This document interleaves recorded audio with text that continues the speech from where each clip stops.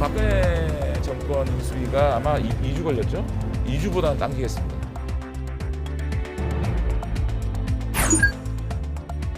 이 광화문 정부종합청사의 집무실은 당연히 공약에 따라 이행되는 것인가, 이 부분에 대한 중요성은 덜하지도 더하지도 않을 것으로 생각이 듭니다. 당헌 당규가 정한 절차에 따라 당을 재정비하는 중책을 맡게 되었습니다. 그 무게를 홀로 감당하기에는 저도 부족한 사람입니다.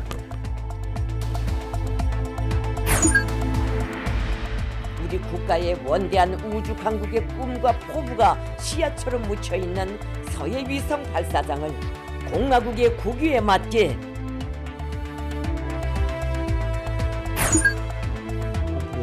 열흘 정도 안에 이 오미크론 정점을 맞게 될 것이다. 그리고 그 규모는 주간 평균해서 최대 37만 명 수준이 될 것이다. 이렇게 전망하고 있습니다.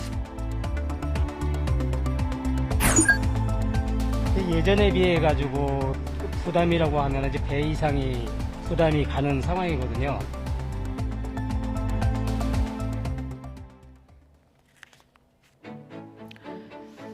여러분 안녕하십니까?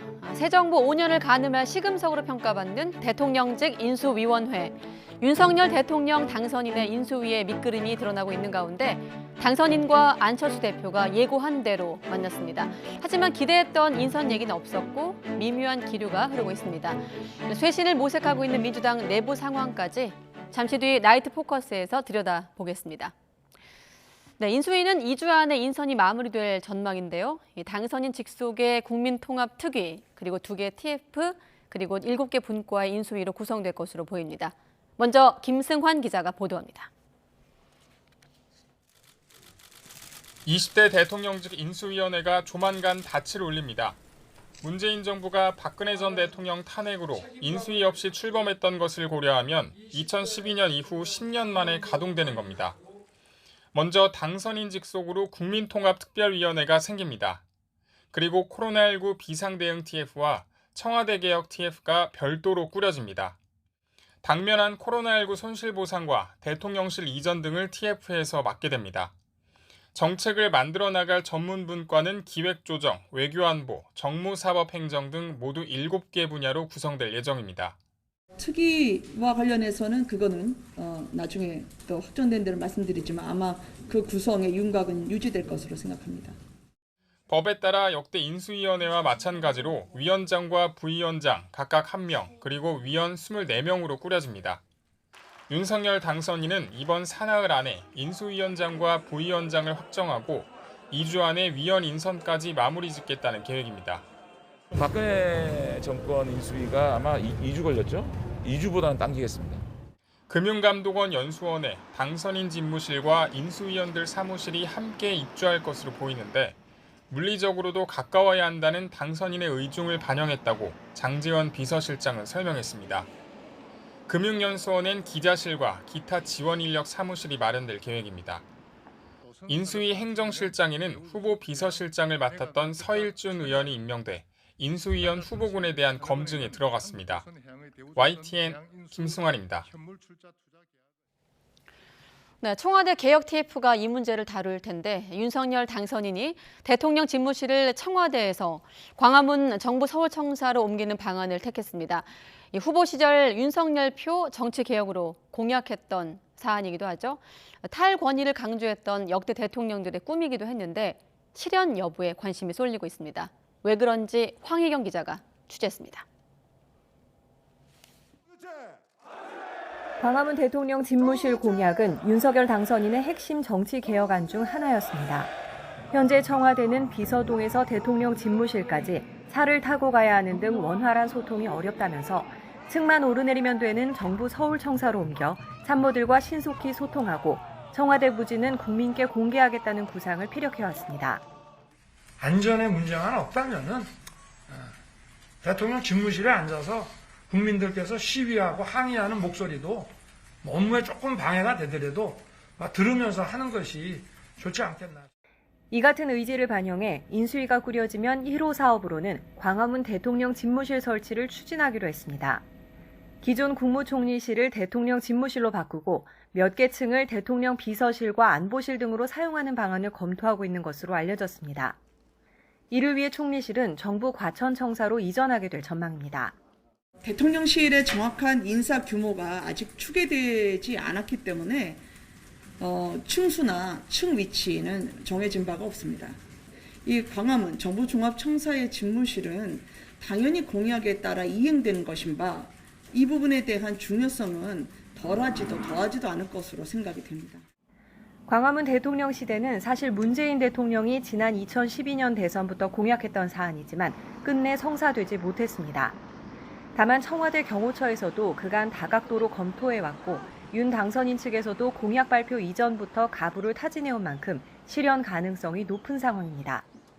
청와대가 개방되면 대통령 관저도 옮겨야 하는 만큼 서울 삼청동 총리공관이나 안가 등이 후보지로 검토되는 가운데 취임 첫날부터 광화문에서 업무를 시작하겠다는 윤 당선인의 의지가 가시화할 수 있을지 관심이 높습니다.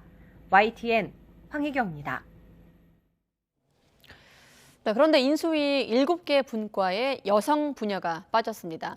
윤석열 당선인은 국민통합을 최우선 당면 과제로 선정하고 특위까지 만들겠다고 했지만 당장 여성가족부 폐지 공약부터 갈등에 직면한 겁니다.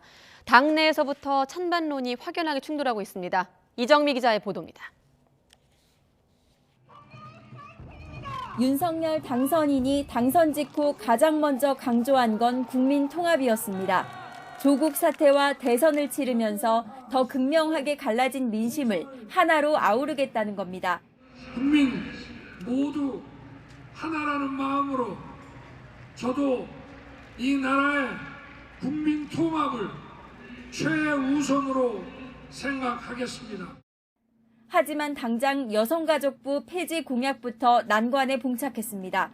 당내에서 찬반론이 불거지며 갈등 양상을 보이고 있는 겁니다. 오선 중진 서병수 의원은 여가부 폐지 공약을 다시 들여다보자면서 이대남이 이대녀 때문에 불공정한 대우를 받는 것도 이대녀가 이대남으로 인해 불평등해진 것도 아니라고 지적했습니다. 서울 서초가 보궐선거에서 당선된 조은희 의원도 여성가족부가 스스로 위기를 자처하긴 했지만 컨트롤타워는 있어야 한다고 주장했습니다. 이 기능을 아주 부총리급으로 격상해서 제대로 역할을 하게 해야 된다는 것이 저의 소신이죠. 이에 이준석 대표는 당선인의 공약을 가볍게 비판하면 혼란이 온다면서 유권자에 대한 예의를 지키라고 맞받았습니다.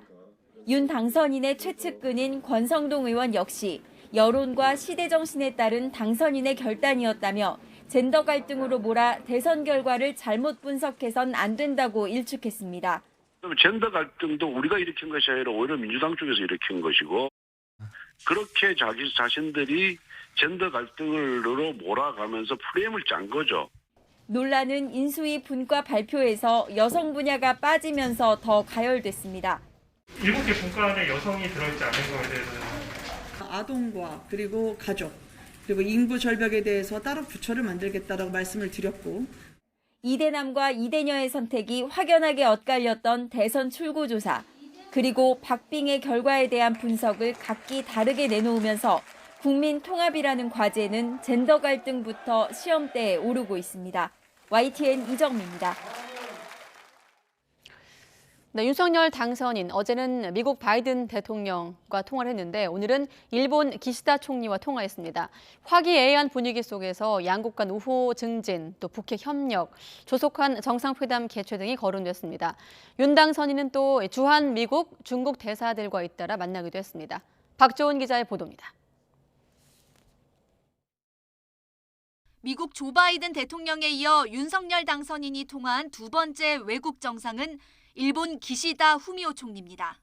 통화는 15분가량 이어졌는데 당선 축하 인사와 동일본 대지진 11주기에 대한 위로가 오갔습니다. 또 동북아 안보와 경제 번영을 위한 양국 우호 협력 증진과 한반도 사안 관련 한미일 3국 공조 강화, 그리고 취임 후 이른 시일 내에 정상 간 만남이 성사될 수 있도록 노력하자는 언급도 나왔습니다. 다만 첫 통화인 만큼 위안부 문제 등 민감한 현안은 제외됐습니다. 중국 시진핑 주석은 싱하이밍 주한 중국 대사를 통해 축전을 전했습니다. 수교 30주년이 되는 해입니다. 중국 측은 한국 측과 함께 수교의 초심을 굳게 지키고 우호 협력을 심화시켜 특히 윤 당선인은 양국이 서로 주요 교역국이라는 점을 강조하며 고위급 회담 정례화 등을 논의한 것으로 알려졌습니다. 뒤이은 크리스토퍼 델 코소 미국 대사대리와의 만남도 화기애애한 분위기 속에서 이뤄졌습니다. 윤 당선인은 미국은 한국의 유일한 동맹국이라면서 경제, 기후, 보건, 의료 등 포괄적 협력을 주문했고 피로써 지키기로 약속한 그런 국가이기 때문에 거기에 걸맞는 그런 관계가 다시 자리를 잡아야 될 것으로 저는 생각하고 있습니다. 크리스토퍼 대사대리도 한미 관계는 그 어느 때보다도 굳건하다고 화답했습니다. The U.S.-Korea strategic alliance be a tool for doing good in the region and around the world. 중국 견제용으로 평가되는 미국, 인도, 일본, 호주의 안보협의체 쿼드와 한일 관계 개선 필요성 등이 언급됐지만 구체적 논의는 없었습니다. 윤 당선인은 미중 일러 등 이른바 4강의 특사를 파견하는 방안을 검토하고 있는 것으로 알려진 가운데 새 정부의 외교 로드맵에도 관심이 쏠리고 있습니다. YTN 박조은입니다. 민주당은 윤호중 원내대표가 이끄는 비상대책위원회를 다음 주 출범시키기로 결론 내렸습니다. 또 당내 갈등을 우려해 새 원내대표는 의원들의 추천을 받아 만장일치가 될 때까지 의견을 모으는 교황식 선출 방식을 검토하기로 했습니다. 송재인 기자의 보도입니다. 차기 민주당 비상대책위원장으로서 의원총회 발언대에 선 윤호중 원내대표는 무엇보다 관리형 비대위 체제에서의 단합을 요청했습니다. 당원 당규가 정한 절차에 따라 당을 재정비하는 중책을 맡게 되었습니다. 그 무게를 홀로 감당하기에는 저도 부족한 사람입니다. 자신도 기존 지도부 일원으로서 선거 패배 책임에서 자유롭지 않지만 6월 지방선거를 앞두고 신속한 재정비를 위해 불가피한 길이라고 협조를 당부한 겁니다. 이어진 자유토론에선 윤호중 비대위를 둘러싼 갑론을박이 벌어졌습니다. 국민이 바라는 변화와 쇄신에 적합하냐는 의문부터 윤호중 원내대표 대신 이재명 전 후보가 진두지휘에 앞장서야 한다는 주장까지 나왔지만 이 주장은 큰 힘을 받지는 못했습니다. 후보께서 끝까지 정말 국민 지지를 받으면서 1,600만 표를 받으셨기 때문에 앞으로도 우리 당에서의 역할의 필요성에 대해서 말씀하셨다는 말. 윤호중 비대위는 우선 다음 주 월요일 출범할 비대위원회 면면을 최대한 혁신의 얼굴들로 채우기로 했습니다. 이와 함께 이번 달 말로 앞당긴 원내대표 선거 과정에서 당내 계파별 갈등이 불거지지 않도록 선거 방식을 바꾸는 방안을 검토하고 있습니다. 이 후보를 통해 선거운동 경쟁을 하는 대신 의원들이 저마다 적합한 인사를 추천해서 만장일치가 될 때까지 의견을 모으는 교황 선출 방식을 도입하겠다는 겁니다. 다만 당내 초선과 강경 개혁파 모임 등 당내 의원 그룹이 잇따라 모임을 열고 자체적인 패인 분석에 들어간 만큼 계파 간 책임 공방이 벌어지면 당내 내홍으로 이어질 수 있다는 우려도 여전합니다. YTN 송재인입니다. 네, 차기 정부 출범을 앞두고 북한의 동향, 움직임도 관심인데요. 북한 김정은 위원장이 장거리 로켓을 쏠 수 있는 서해 위성 발사장을 방문해 발사 시설의 현대화를 지시하는 등 행보가 빨라지고 있습니다. 국제사회가 넘지 말아야 할 선으로 여기는 이른바 레드라인, 대륙간 탄도미사일 ICM 시험 발사 수순에 사실상 진입했다는 우려도 커지고 있습니다. 이교준 기자가 보도합니다. 김정은 국무위원장이 북한의 장거리 로켓 발사장인 서해 위성 발사장을 방문했다고 북한 매체가 전했습니다. 김 위원장은 이 자리에서 군사 정찰 위성 등 다목적 위성을 발사할 수 있도록 발사장 구역과 로켓 총 조립 시설 등을 현대적으로 확장하고 개축할 것을 지시했습니다. 최근 국가우주개발국에 의한 방문으로 우주 강국 목표를 내세웠습니다. 우리 국가의 원대한 우주 강국의 꿈과 포부가 씨앗처럼 묻혀있는 서해 위성 발사장을 공화국의 국위에 맞게. 하지만 서해 위성 발사장은 과거 북한이 위성 발사를 핑계로 대륙간 탄도미사일 ICBM을 시험 발사했던 장소라는 점에서 예사롭지 않습니다. 우크라이나 사태에 쏠린 미국을 다시 협상 테이블로 끌어내기 위해 ICBM 시험 발사를 위한 단계적 수순에 들어갔다는 분석이 높습니다. 대미 선제적 신뢰 조치 중단의 임박성을 보여주면서 레드라인을 넘지 않도록 미국이 빨리 북한의 손을 잡아달라는 간접적인 메시지가 담긴 것으로 분석합니다. 김 위원장의 서해 위성 발사장 시차를 윤석열 후보의 당선 확정 다음 날 공개한 점도 주목됩니다. 이에 북한은 차기 정부 출범을 앞두고 도발 수위를 점진적으로 끌어올릴 것으로 보입니다. 김일성 생일과 한미 연합훈련이 겹치는 다음 달이 긴장 고조의 분수령이 될 것으로 관측됩니다. 이 가운데 북한이 풍계리 핵실험장에서 폭파했던 갱도중 일부를 복구하고 금강산에 있는 남측 시설 철거를 일부 시작한 정황도 포착된 것으로 알려졌습니다. YTN 이교준입니다.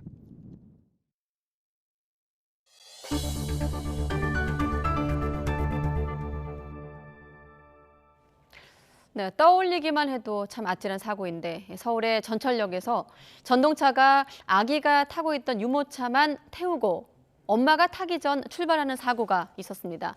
또 몇 달 전엔 유모차에 탄 아기와 엄마가 출입문에 끼어 다치는 사고도 있었는데요.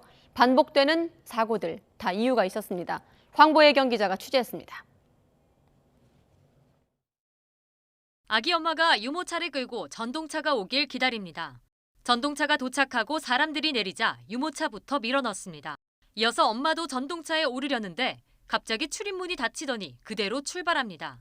어쩔 줄 몰라 발만 동동 구르던 엄마는 열차를 따라 냅다 뛰어갑니다. 경의중앙선 중랑역입니다. 정상이라면 승객이 탄 걸 확인하고 이렇게 스크린 도어가 닫혀야 하지만 문이 열린 채 유모차만 싣고 출발해버렸습니다. 다행히 전동차에 타고 있던 시민이 아기를 데리고 다음 역에 기다리고 있었지만 놀란 마음은 쉽게 진정되지 않습니다. 계속 문 열고 싶었지만 다 못했어요. 그때 저는 상목역으로 많이 따라왔어요. 아기 문제 있으면 저는 살고 없어요. 코레일 측은 CCTV 사각지대라 기관사가 승객을 보지 못한 데다 일시적인 센서 오류까지 발생해 스크린 도어가 열린 채 출발했다고 밝혔습니다. 하지만 전철역에서 승객이 미처 타기도 전에 전동차가 출발해 사고가 난 건 이번이 처음이 아닙니다. 지난해 12월 경의중앙선 이촌역에선 유모차를 끌고 전동차에 타려던 여성이 아기와 함께 문에 끼이는 사고를 당했습니다. 옆에 있던 남편이 다급하게 전동차 문을 두드려 다시 열리긴 했지만 유리창이 깨지는 바람에 재물손괴죄로 기소유예 처분을 받기도 했습니다. 코레일 측은 당시 열차 승무원이 다른 곳을 감시하고 있어 고객 탑승 사실을 늦게 인지한 거로 확인됐다며 사과했습니다. 그때 유모차 끄고 애기 다리 좀 다쳤고 그다음에 저 몸에 여기 팔 꼈어요. 조사 받아서 너무 억울했어요. 사고가 난 전동차들은 모두 기관사 1명만 탑승한 상태였습니다. 혼자 CCTV 모니터를 통해 모든 역의 승하차 상황을 일일이 확인해야 하다 보니 승객을 놓치는 경우가 생기는 겁니다. 현재 코레일 전동차 12개 구간 가운데 7개가 1인 승무원 구간이라 사고를 막기 위해선 2인 근무 체제를 확대해야 한다는 목소리가 나옵니다. 이런 센서가 작동하는 부분이 사각지대가 없도록 완전한 안전장치가 필요하고요. 1인 승무원 구간에서 사고가 많이 발생하는데 이를 보완하기 위해서 2인 승무원 구간 확대가 필요하다고 생각합니다.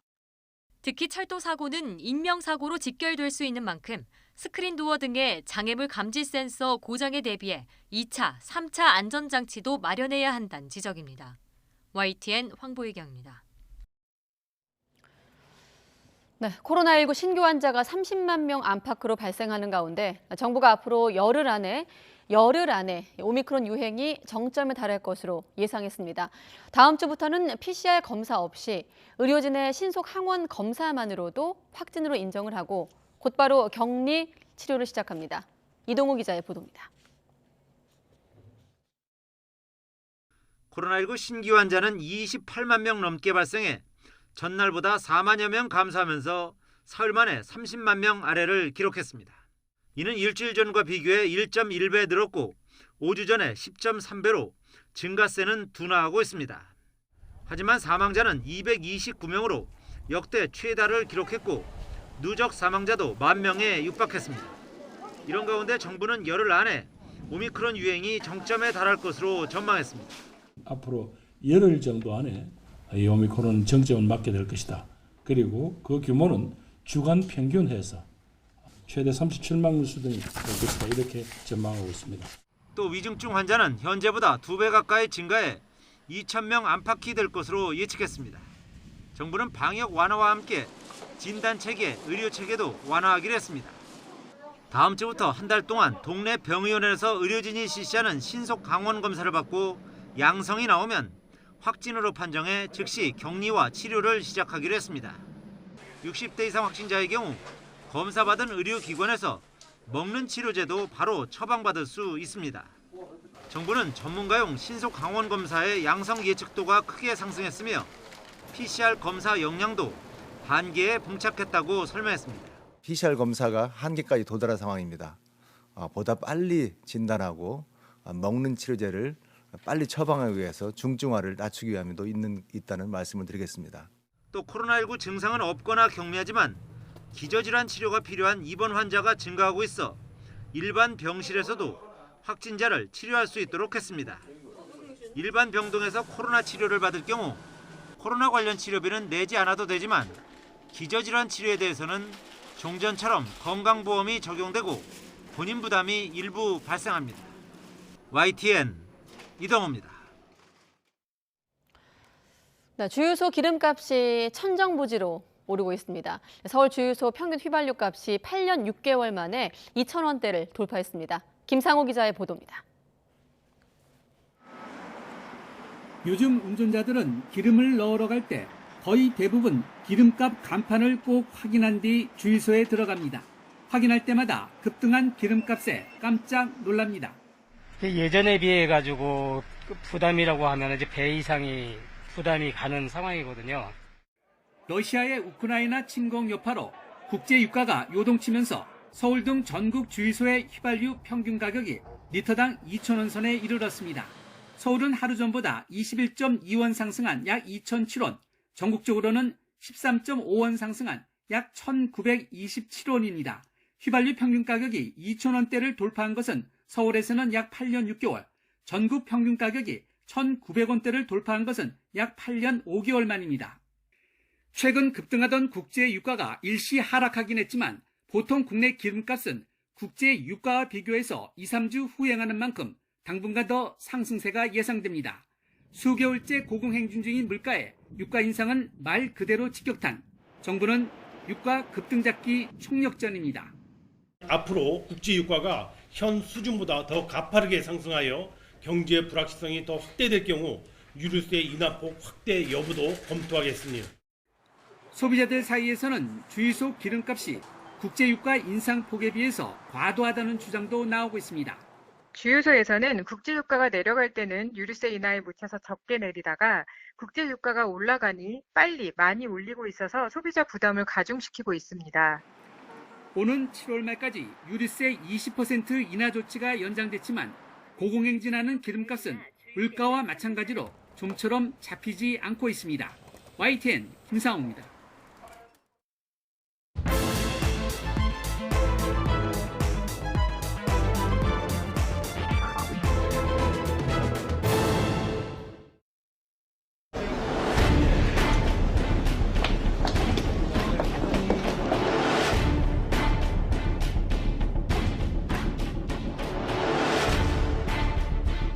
제가 아직 거기에 대해서는 이야기를 나눠보지 않았기 때문에 뭐라고 말씀드리기는 힘듭니다.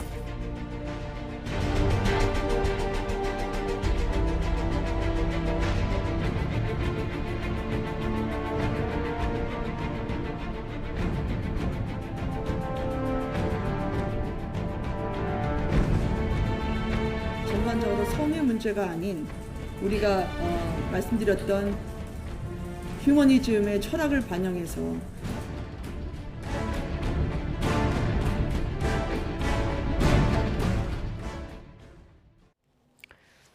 네, 윤석열 대통령 당선인이 대통령직 인수위원회 구성의 속도를 올리고 있습니다.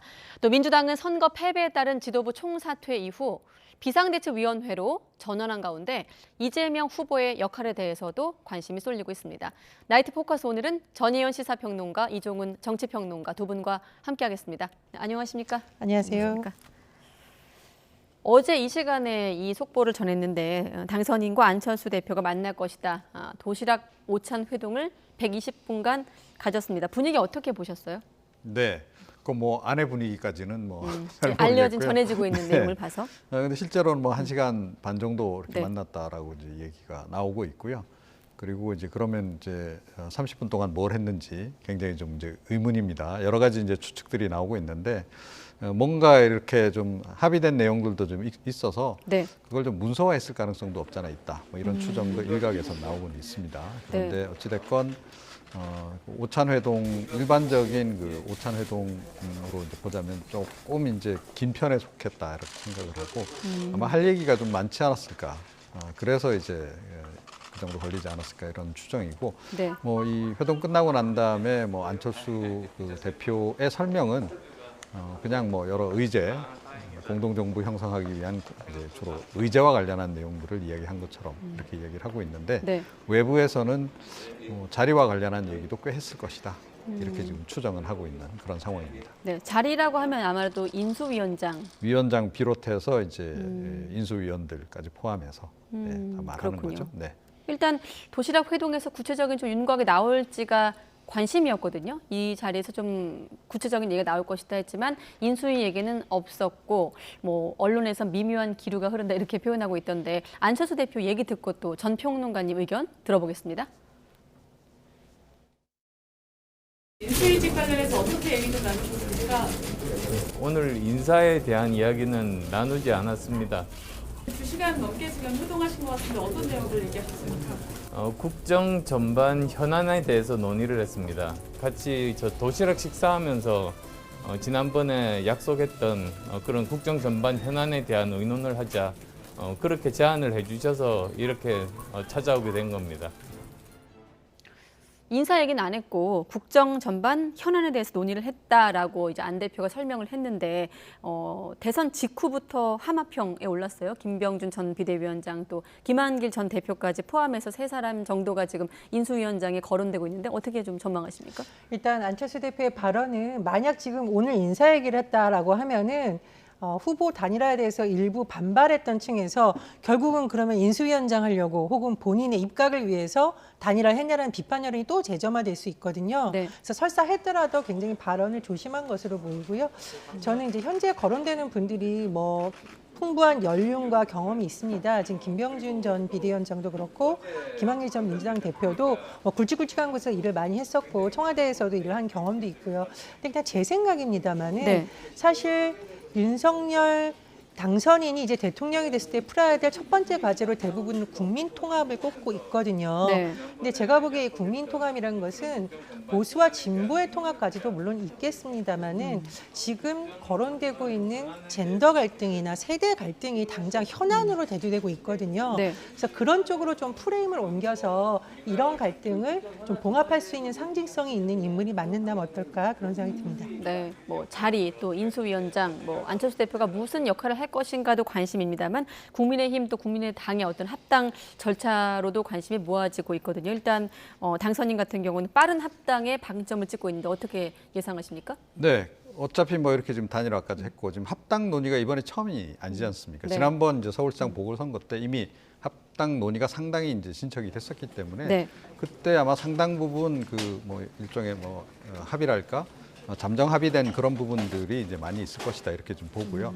그래서 뭐 이 합당을 한다라고 했을 때 시간을 그렇게 많이 필요로 하지는 않을 것이다 이렇게 생각을 하고 네. 어차피 이제 함께 이제 그 정부를 만들기로 한 마당에는 뭐 지연시킬 이유가 없죠. 그리고 이제 그걸 빨리 처리를 해야 실제로 이제 투 트랙으로 진행은 되겠습니다만 또 다른 한편에서는 이 인수위에도 이제 국민의당 인사들이 들어와서 함께 이제 활동할 수 있게 되는 거죠. 그래서 합당은 뭐 제가 보기엔 빨리 진행하지 않을까 이렇게 생각합니다. 투트랙이라고 하면 어떤? 합당 진행하는 거하고 인수위 만들어서 이제 운영하는 건데 네. 이게 이제 그렇다고 해서 이 합당을 너무 미룰 경우에는 오히려 이 인수위 구성 과정에서 여러 가지 불협화음을 더 유발할 수가 있습니다. 그래서 빨리 정리하고 인수위에서 서로 이제 국민의당 인사들까지 이제 합류를 시켜서 나가는 방향, 네. 그 방향으로 조율할 가능성이 크지 않나 이렇게 생각합니다. 네, 이준석 대표도 당명 바꾸는 거 빼곤 최대한 배려하겠다는 입장을 내놓기도 했고요.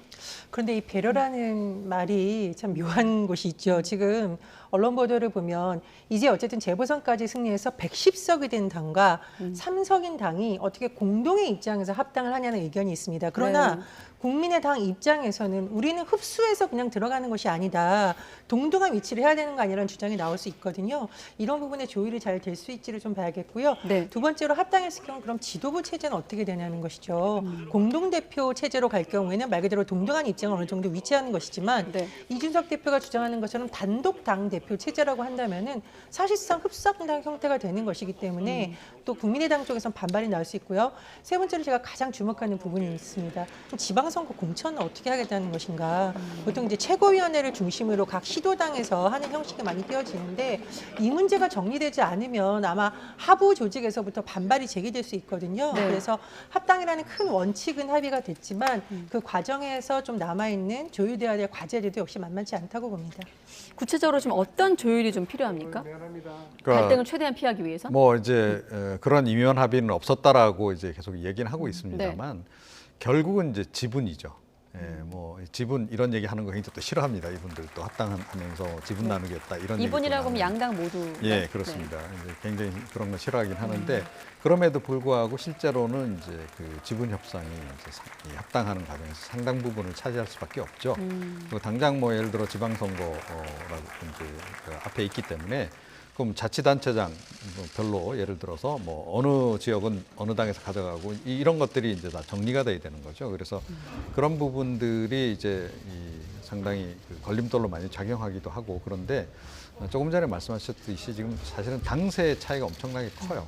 그래서 뭐 이 국민의당 같은 경우에도 뭐 지구당별로 다 당협위원장도 있고 뭐 나름 조직도 있고 합니다만 네. 조직을 통합을 해서 뭐 그 내부에서 뭐 그 지역구별로 우선 이제 이런 통합 전당대회를 지역 단위로 연다 했을 때도 아마 국민의힘 출신들이 확실히 유리할 수밖에 없을 겁니다. 이제 그런 부분 때문에 이제 일정 부분은 이제 반드시 좀 이거는 우리 걸 좀 보장해 달라 이런 식이 될 가능성이 높죠. 그래서 최소 보장 지분 이거를 놓고 이제 약간 이제 서로 신경전을 펼칠 가능성이 없잖아 있는데 뭐 그럼에도 불구하고 그것 때문에 합당이 미뤄지거나 이제 그런 일은 없을 것이다 이렇게 생각합니다. 네. 알겠습니다. 자, 이번에 인수위 얘기로 바로 넘어가죠. 윤석열 대통령 당선인의 새 정부 국정운영 밑그림을 짜게 될 대통령직 인수위원회 7개 분과로 구성이 되는데 발언을 한번 들어보고 이야기 이어가겠습니다. 기획조정, 외교안보, 정무사법행정, 경제1, 경제1은 경제정책, 거시경제, 금융 이쪽이고요. 경제2는 산업, 일자리 뭐 이런 부분이죠, 그죠? 그다음에 과학기술 교육을 묶었고요. 사회복지문화 이렇게 묶어서 7개 분과로 잠정적으로 하기로 결정했고.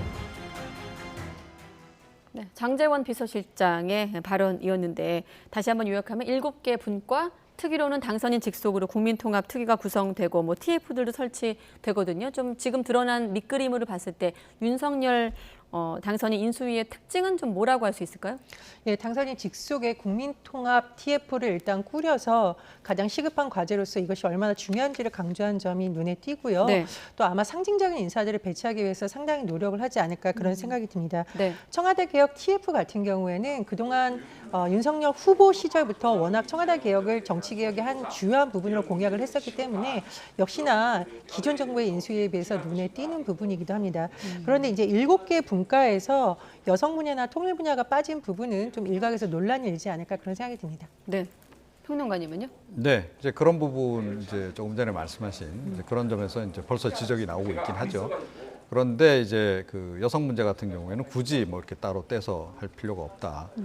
이걸 또 뭐 개별적인 그런 사안으로 오히려 접근해야 된다라는 그런 기본 인식이 있기 때문에 그런 걸 좀 반영한 것 같아요. 그래서 아마 뭐 사회복지 문화 이 분야에 이제서 여성 분야도 함께 다루거나 또 최근에 이제 그 이번에 좀 득표율 분석 과정에서 이제 나온 여성 표심이 이제 뭐 상당히 나뉜 부분, 남녀 이제 나뉜 부분 이런 부분들은 이제 국민통합 특위 같은 데서 이제 그 부분을 좀 정치적인 차원에서의 문제는 접근을 해나가겠다 이 생각을 좀 가지고 있는 것 같고요. 네. 그런데 이제 뭐 역시 여성들 또는 여성계 입장에서는 좀 불만 표출할 것은 분명하고 그리고 이제 뭐 통일 문제를 이제 여기 포함을 왜 안 시켰느냐 하는 건데 그거는 이제 방점의 차이죠. 그러니까 문재인 이제 예를 들어 대통령 같은 경우에는 워낙 이제 남북 관계 개선에 대한 의지가 강했기 때문에 이제 그렇게 별도로 떼서 이제 그렇게 이제 했습니다만 네. 이걸 전체적인 뭐 안보 이슈의 하나로서 이제 이렇게 다뤄나겠다라고 한다면 지금처럼 이렇게 뭐 할 수도 있는 거죠. 그래서 이걸 아예 안 다룬다는 게 아니고 다만 이제 이 인수위 조직 자체를 너무 지금 방대하게 안 만들 생각을 좀 가지고 있는 것 같아요. 그런 것도 좀 이렇게 고려가 된 게 아닌가 이렇게 생각을 합니다. 네, 자 인수위의 좀 업무를 저희가 정리한 내용이 있거든요. 법률을 통해서 한번 정리한 내용이 있고, 요걸 보여주시고 나서 또 뒤이어서 다시 한번 윤석열 인수위를 밑그림을 한번 더 보여주시고, 앞서 말씀하신 대로 통일과 여성 키워드가 들어가지 않은 것이 좀 눈길을 끌고 있고, 과학기술 키워드를 좀 앞세운 점도 주목이 되고 있거든요. 예, 과학기술 분야는 사실 뭐 시대적 흐름에 있어서 워낙 중요하고요. 제가 보기에 안철수 대표의 의지도 좀 반영이 된 것이 아닌가 그런 생각이 듭니다. 네. 또 미래에 있어서 우리가 코로나19 시대에서 여러 가지 또 한국에 가진 기술력이라든가 새로운 K-방역이라는 것이 주목을 받았기 때문에 연관시켜서 또 주목을 받는 분야라고 생각이 되고요. 다만 이제 평론가님 말씀에 뭐 좋은 말씀이지만 제가 좀 우려하는 부분은 뭐냐면 여성이라는 단어가 안 들어갔다 해서 요 한 면만 보고 지금 우려가 제기되는 것은 아니고요.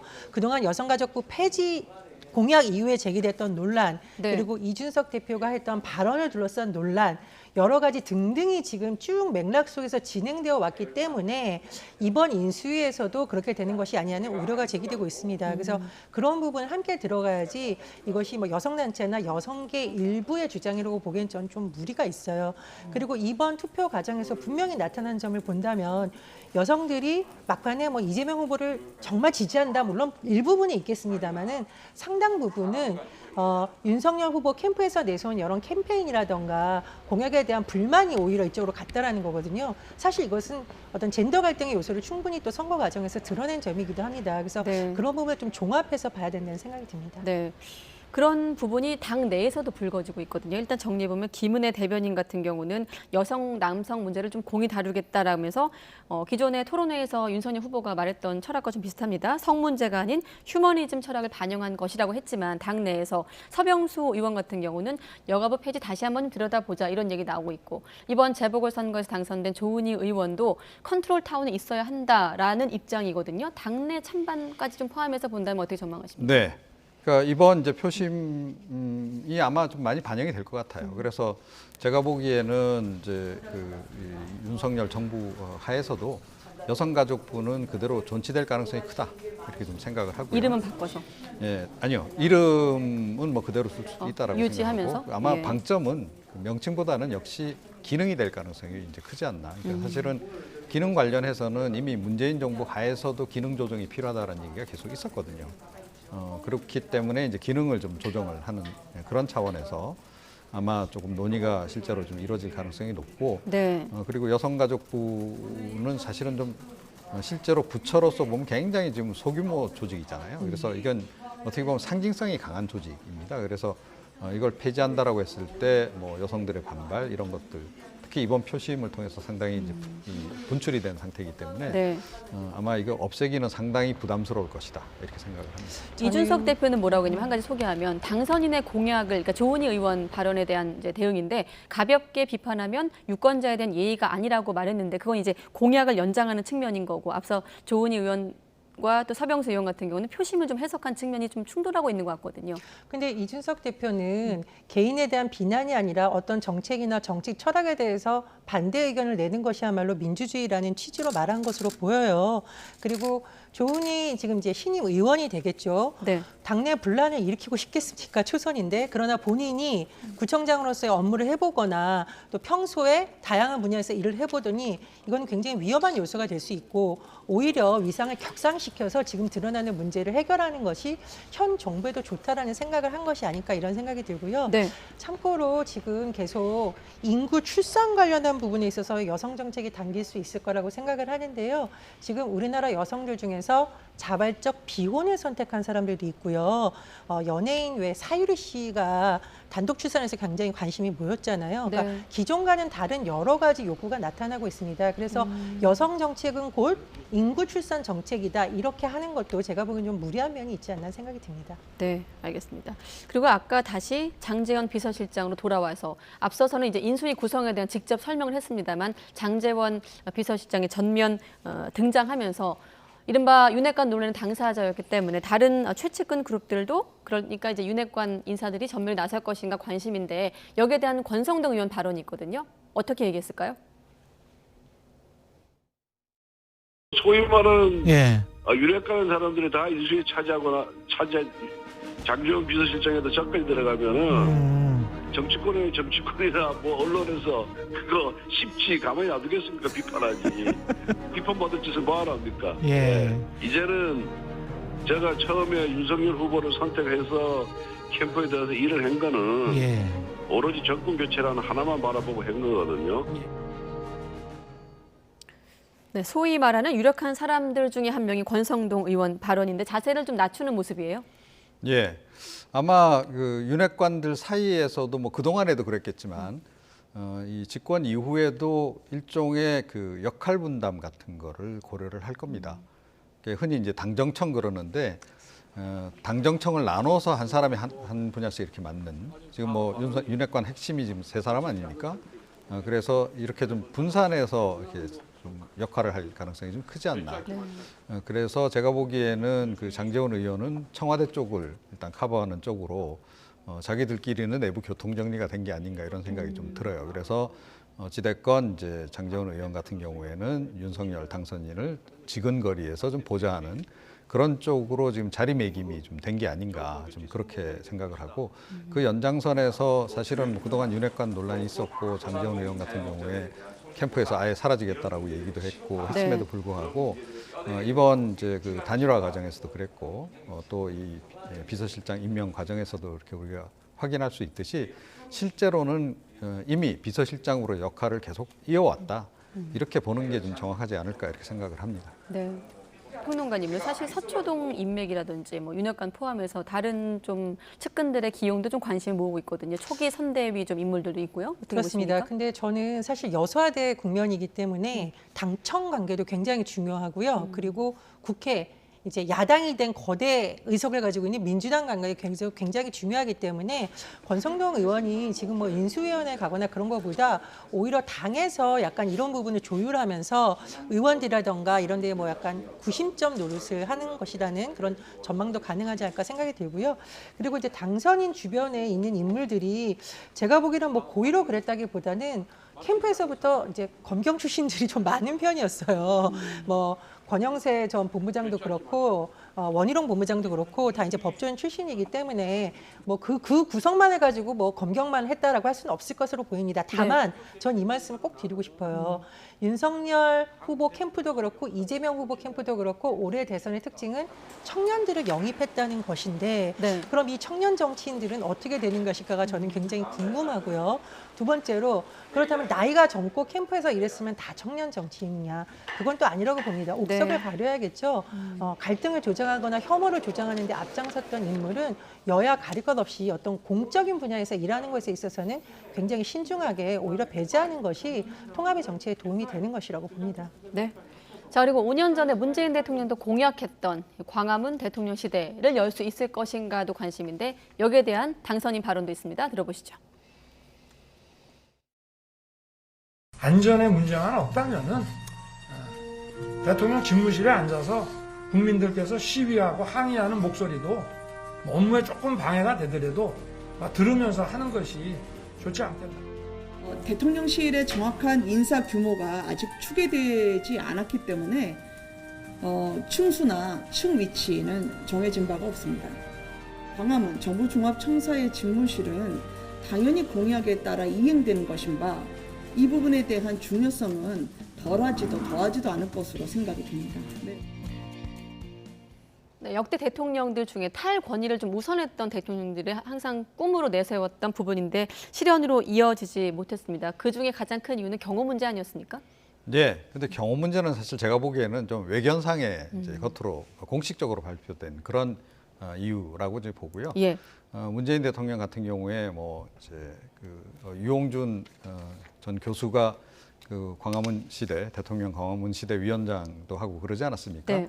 이제 그분이 여러 이제 발언을 하시는 과정에서 일종의 실수일 수도 있는데 좀 이렇게 흘려 나온 그 내용들이 좀 있죠. 그래서 사실은 뭐 이 지금 청와대 관저터가 좀 풍수상 안 좋아서 그래서 이제 광화문 쪽으로 이제 나오는 그 방향을 이제 문재인 대통령 쪽에서도 이제 생각을 했던 건데 공약도 했었고 네. 그런데 그게 이제 결국은 무산이 됐죠. 이제 그 대신에 이제 청와대를 개방해서 유홍준 전 위원장의 설명을 따르면 광화문의 길을 이제 청와대 쪽으로 끌어들이는 방식으로 해서 이제 이거를 풍수의 문제를 해결했다.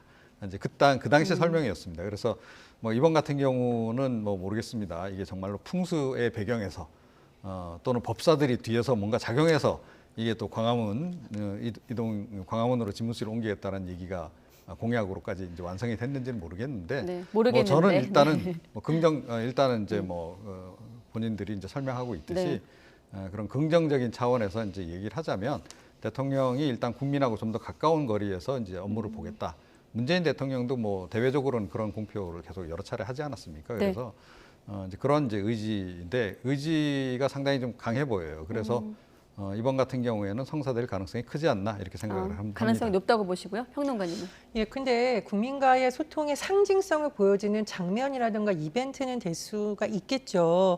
그리고 이제 윤석열 후보가 예전에 당선인이죠. 후보 시절에도 보면 직접 만나서 대화하고 뭐 저녁 먹고 소주 한잔 마시면서 소탈하게 대화하자라는 어떤 그런 모습을 많이 강조했었는데 저는 조금 생각이 다릅니다. 물론 이런 것도 의미가 있지만 그러면 청와대 그 많은 참모들은 왜 있으며 의회는 왜 있겠습니까? 그래서 오히려 민심을 정확하게 전달해 줄 수 있는 참모진과의 대화, 소통, 권위적이지 않은 모습이 굉장히 어떤 리더십의 핵심이라고 보고요.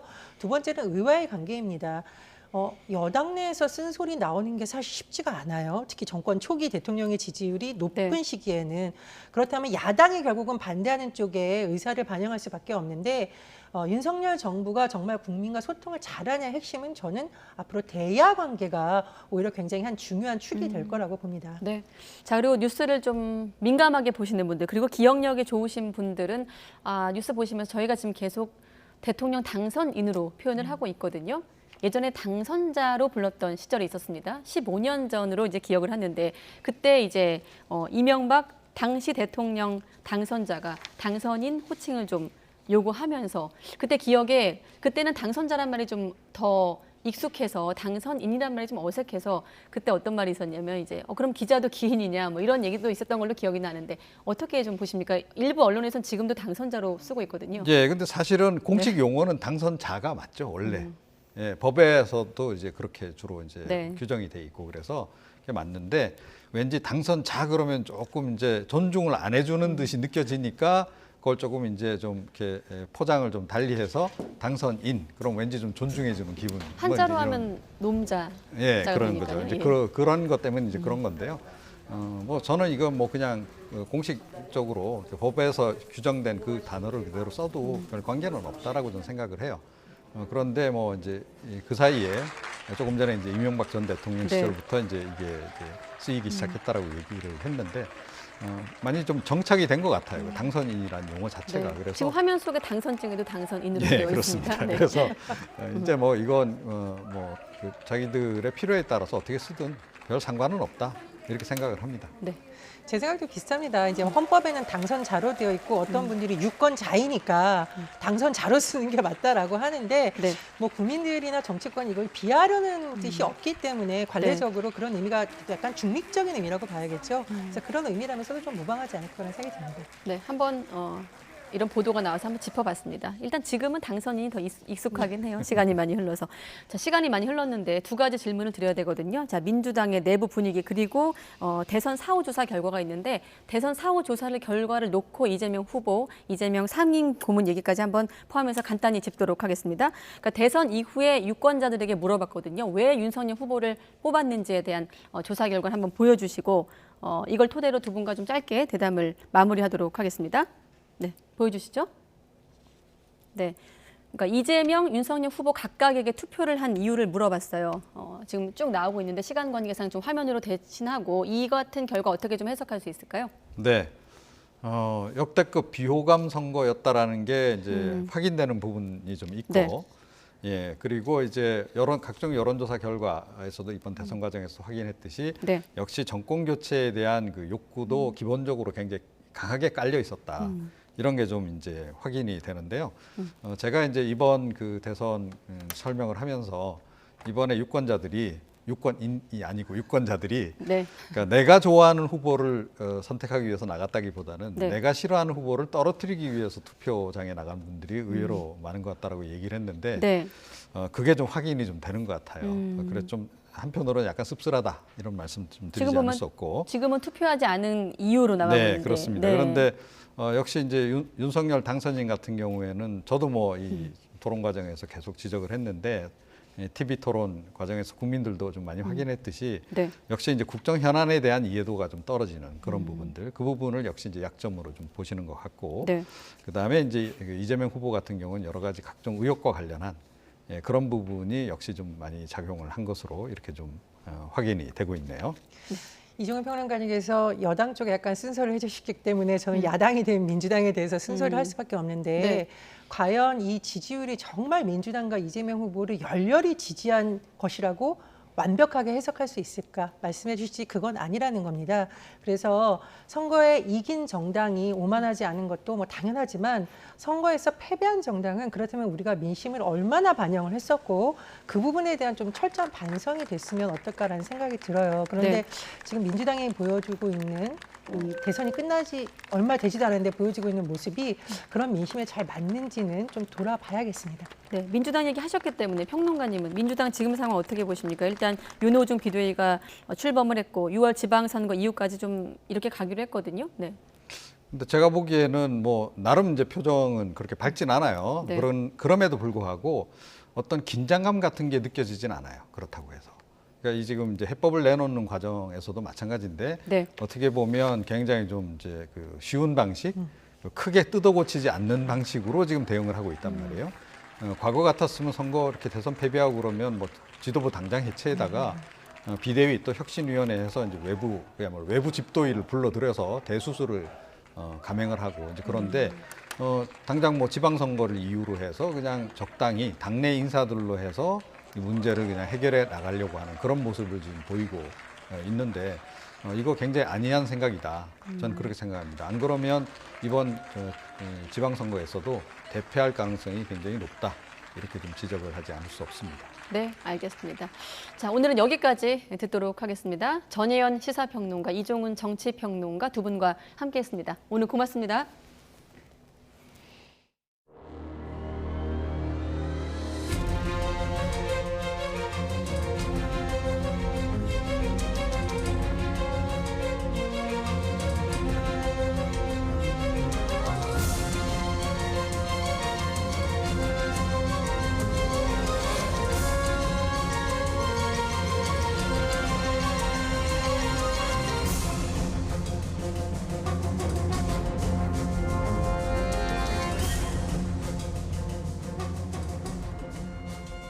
У мене вилетіло всі 3 РПГ, ну, правда, чесно признаюсь, 1 РПГ пролетів мимо, не попав. 2 РПГ точно в ціль. Потім вони почали відступати нижньою дорогою, так називаємо. Двинулась колона в сторону Києва. Колона була велика, була організована засідка, була розбита голова колони. По попереднім даним, в голові колони був командир 6-го танкового полка, який був знищений.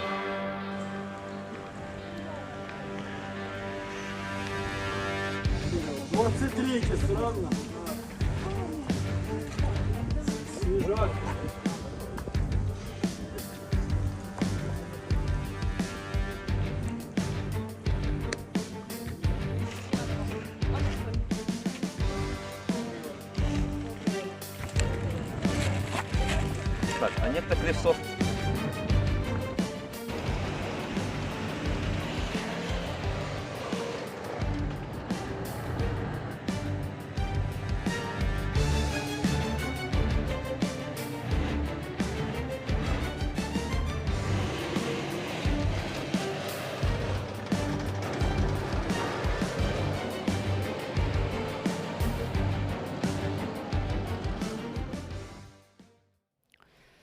네, 개학한 지 2주가 다 지났지만 다음 주에도 학교 혼란은 지속될 것으로 보입니다.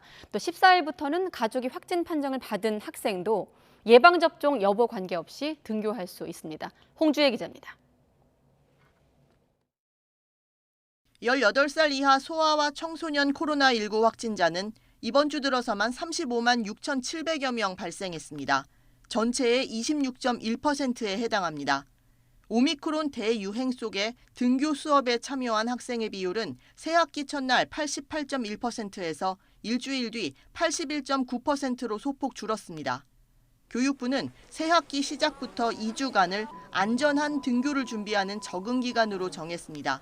집단 감염이 우려되는 학교의 경우 수업 시간을 단축하거나 밀집도를 조정하고 원격 수업을 진행하는 등 학사를 탄력적으로 운영하도록 하는 게 주요 내용입니다. 적응 기간은 이번 주 끝나지만 등교 수업을 할지 원격 수업을 할지를 각 학교가 직접 결정하는 방침은 그대로 유지됩니다. 새학기 적응 주간은 이번 주로 종료가 됩니다. 다만 학사 운영과 관련해서는 현행과 같이 학교와 지역의 여건과 감염 상황 등을 고려해서 탄력적으로 운영하는 지침이 유지가 됩니다. 오미크론 유행이 정점에 도달하면 다시 지침을 안내할 예정이지만 시점은 불분명합니다. 때문에 당분간은 학교가 그때그때 등교와 원격 등 수업 유형을 정해야 해서 현장의 혼란도 불가피할 것으로 보입니다. 급식을 재개하면서 마스크를 벗기 때문에 비상인 거죠. 동거인 확진까지 나오게 되면은 더 많은 학생 수가 이제 아마 원격 수업으로 전환이 될 거고. 이런 가운데 다음 주부터는 함께 사는 가족이 확진됐을 때 등교 지침이 바뀝니다. 지금까진 가족 중에 확진자가 나오면 백신 접종을 완료한 학생만 등교가 가능했습니다. 미접종자 또는 2차 접종 뒤 90일이 지난 학생은 7일간 등교가 중지됐지만 14일부턴 이들도 등교할 수 있습니다. 다만 본인의 안전과 감염 확산 방지를 위해 PCR 검사 결과를 확인할 때까진 등교 중지가 권고됩니다. YTN 홍주혜입니다. 네, 그런가 하면 코로나로 학교 문이 닫히고 원격 수업에 대한 불신이 높아지면서 지난해 사교육비가 역대 최대를 기록하기도 했습니다. 권남기 기자입니다. 사교육비가 급증했습니다. 지난해 초중고 사교육비는 23조 4천억 원으로 역대 최대입니다. 재작년보다 21% 무려 4조 1천억 원이 뛰었고 학생 수가 13만 명이나 더 많았던 코로나19 이전 2019년과 비교해도 2조 4천억 원이 늘어났습니다. 국어, 영어, 수학, 사회과학 등 주요 교과목을 중심으로 코로나 이전에 비해 증가한 것으로 나타났습니다. 사교육비 급증의 가장 큰 원인으론 코로나19 사태로 인한 교육 파행이 꼽힙니다. 학교 문이 닫히고 원격 수업이 늘면서 수업이 부실해지자 학부모들은 학원이나 과외 비중을 늘렸습니다. 실제로 사교육 목적을 보면 진학 준비나 보육 등은 줄었지만 학교 수업 보충이나 선행학습은 코로나19 이전보다 눈에 띄게 늘었습니다. 수업의 질에 대한 의구심들 이런 것들이 결국은 학부모님들의 학생의 학습 결손이나 기초학력 저하에 대한 불안과 우려로 이어졌고 그것이 사교육을 늘리는 선택으로 이어진 부분이 있고요. 특히 학년이 낮을수록 코로나 사태로 자녀가 뒤처질 수 있다는 불안이 컸습니다. 사교육 참여 초등학생은 코로나19 이전과 비교해 학원이나 과외비를 15% 늘렸는데 이는 고등학생의 2배 수준입니다. 학부모 대상 통계청 내부 조사에서도 학년이 낮을수록 코로나19 이전보다 사교육이 더 필요하다는 답변이 많았습니다.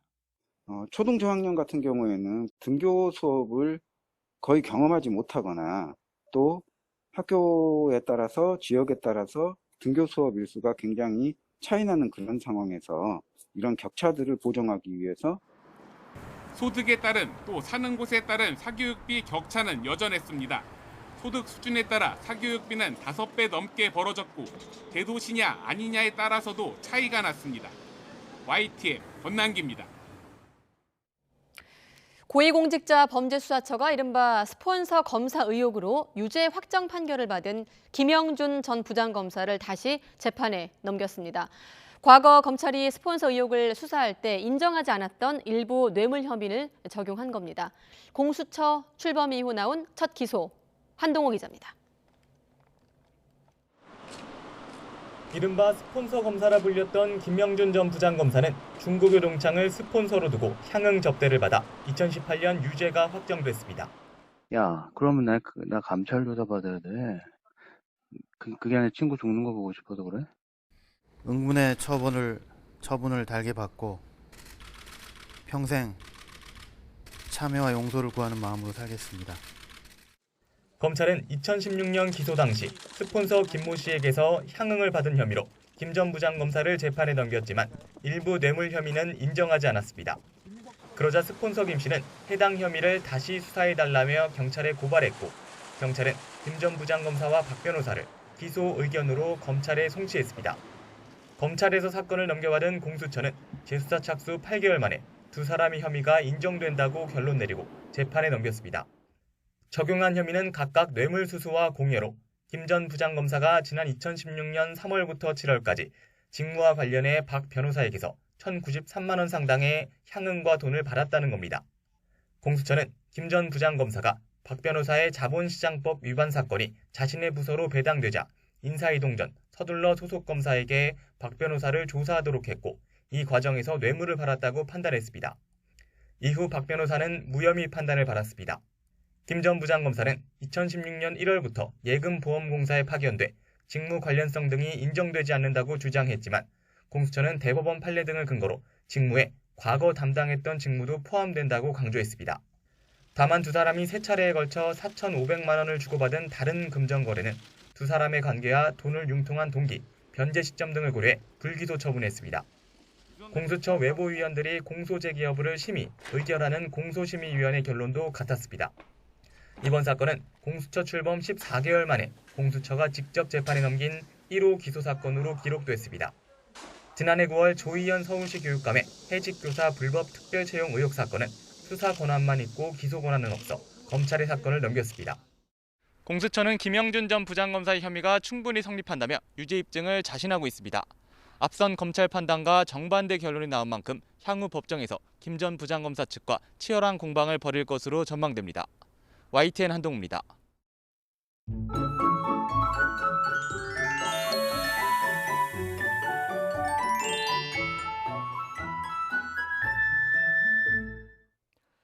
날이 점점 더 포근해지고 있습니다. 하루하루 기온이 오르면서 오늘은 4월 중순의 봄 날씨처럼 포근했는데 주말인 내일도 포근한 날씨가 계속됩니다.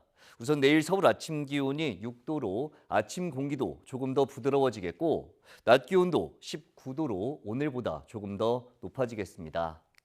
요즘 메마른 날씨에 곳곳에서 화재가 발생하고 있어 비 소식이 간절한데요. 내일 오후부터 곳곳에 빗방울이 떨어지겠고 점차 빗줄기가 굵어지면서 밤에는 중북부 지방에, 모레는 전국에 단비가 내리겠습니다. 남부지방은 월요일 새벽까지, 중부지방은 저녁까지 이어지겠고 제주 산간에는 80mm 이상, 제주도에 최고 60mm, 다른 지역은 5에서 40mm의 비가 예상됩니다. 비가 내리기 전까지 수도권과 충남은 미세먼지 농도가 짙게 나타나겠습니다. 내일 아침 기온 오늘보다 1도에서 4도가량 높겠습니다. 서울 6도, 대전 9도, 광주 12도, 부산 11도로 예상됩니다. 낮 기온도 오늘보다 1도에서 3도가량 높겠습니다. 서울 19도, 대전 20도, 광주 22도, 부산 18도로 예상됩니다. 다음 주에도 대체로 예년보다 포근할 전망입니다. 날씨 정보였습니다. 금요일 뉴스나이트 마치겠습니다. 곧이어 시사토크 알고리즘이 방송됩니다. 고맙습니다.